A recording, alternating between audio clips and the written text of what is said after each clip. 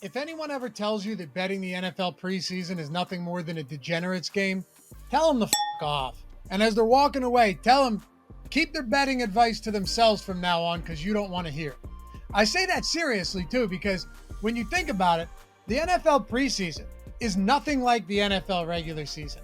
And that's not a bad thing. When people say you shouldn't bet the NFL preseason, what they mean is that it's completely untethered from the NFL regular season. But why can't we look at that as a positive? Why can't we accept the fact that it is nothing more than an information game?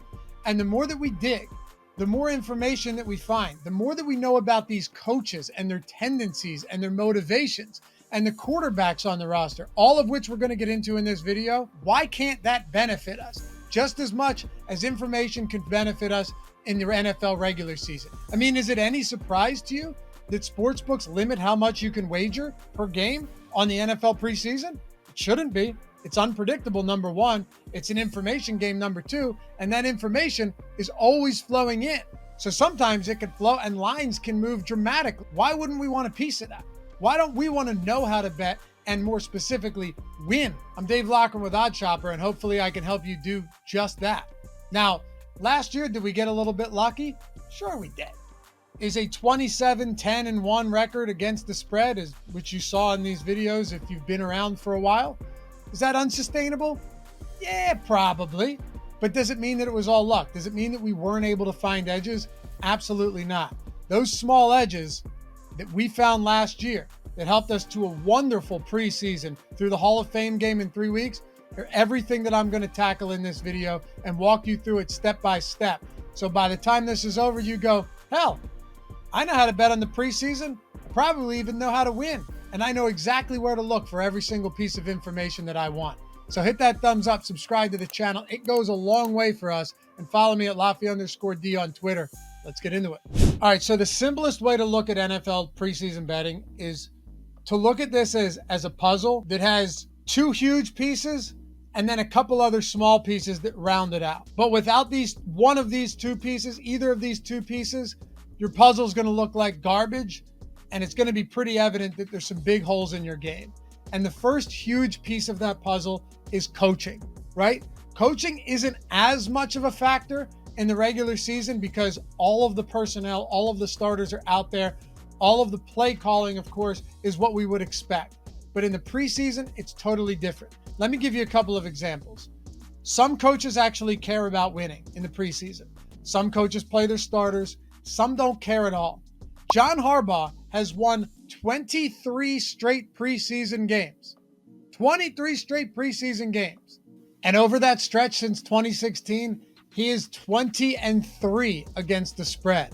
He's even talked about how it actually means something for them to keep this preseason streak alive. He cares about that. And also, as we'll talk about quarterbacks, his backup quarterbacks actually aren't that bad. That's going to come into play later. It's super important, so stick with me here.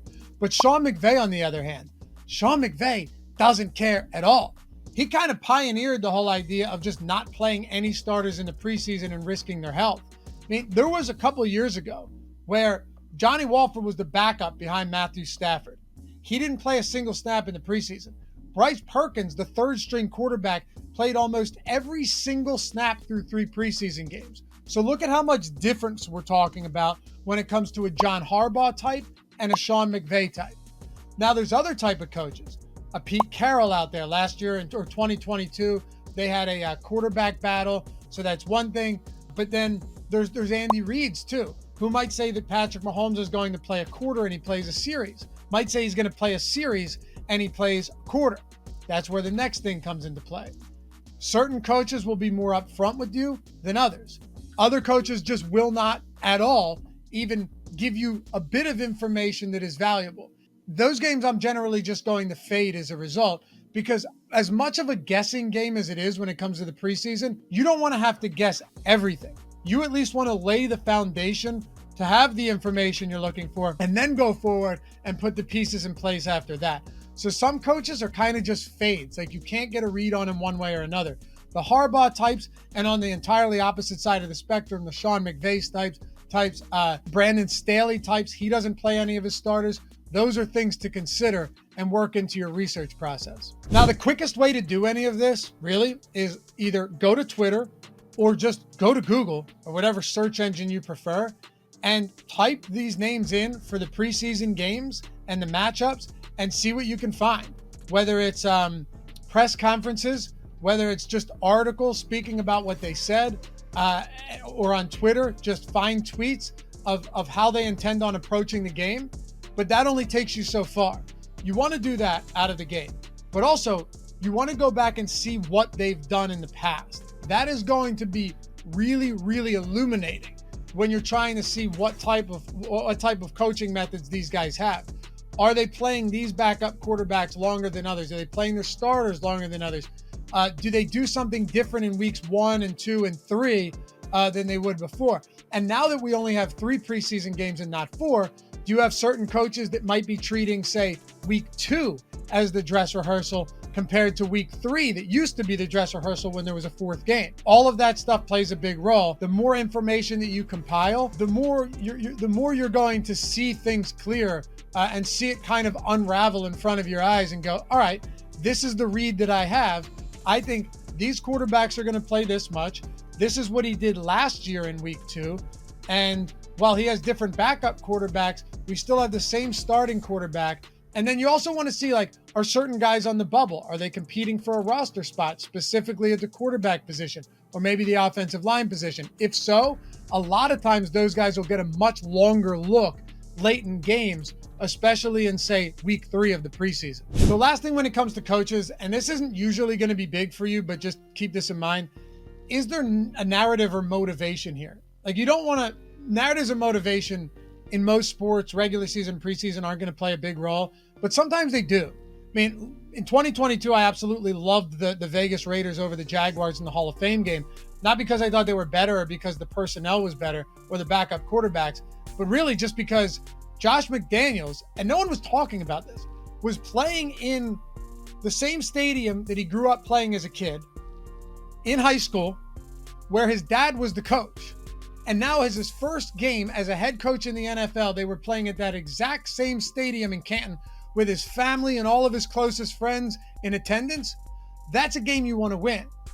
And normally you go, again, so does the other team, but not in the preseason. You know, Doug Peterson didn't care about winning that game. So the motivation actually can matter in the preseason when the other coach might not give a damn about actually winning that type of game. All right, so coaching is huge, right? That's the one big piece of the puzzle. Whether it's the personnel that they're going to use, the play calling, more importantly, their history of coaching in the preseason. What is their preseason record? What's the record against the spread? How much do they actually care about this? How much are they going to play their starters? And to a lesser extent, is there any motivation? And I can't leave this out. I'll mention it one more time. Can you trust anything that coach is saying? Some coaches you can trust more than others, and some everything they can say should be taken with a grain of salt. Next up, the second biggest piece of the puzzle, and equally as important as coaching, is going to be quarterbacks. Not are the starting quarterbacks good, and sometimes not even who exactly is on the depth chart. We need to know that, but oftentimes once you get down to the QB3s, or if a team's carrying a 4th quarterback, they're all mostly the same, right? Like, having rushing upside is nice as a quarterback because most of these guys can't throw, so they can gain some yards with their legs, and I like to factor that into my research as well. But more importantly, how much do we think these guys are going to play? And this is completely tied to the coaching as well. If you see that this coach rarely plays his starting quarterback, and if he does, it might only be 1 week and maybe for a series or maybe only for a quarter, but then you see that they have these backup quarterbacks on the depth chart, and neither of these guys are any good, which is usually the case.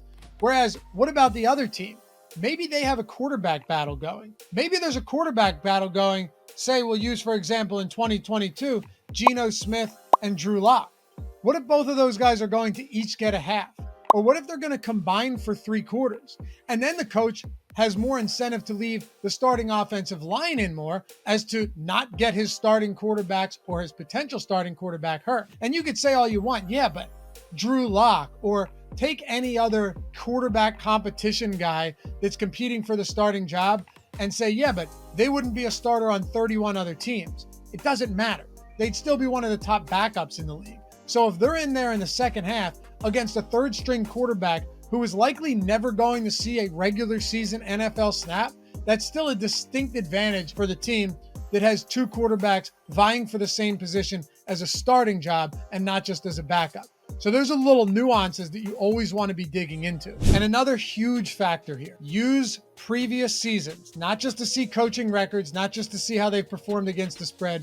Go back into the game logs, look at these game logs and see how often the coaches were playing certain quarterbacks in these games and for how long. It doesn't matter if it's the same backup or third string quarterback last year or the year before as it is this year. You want to get an idea of what their rotations look like, and don't bank on a single week. Don't go like, okay, well, week 1 of last year he did this, but now it's week 3 and you're still banking on that. Go week to week. Every single week is played differently by coaches. Some coaches play them the same, and you'll learn that the more you dive in and the more research you do. But you want to go one for one. Week 1 last year, the year before that, to week 1 this year. Week 2 last year to week 2 this year.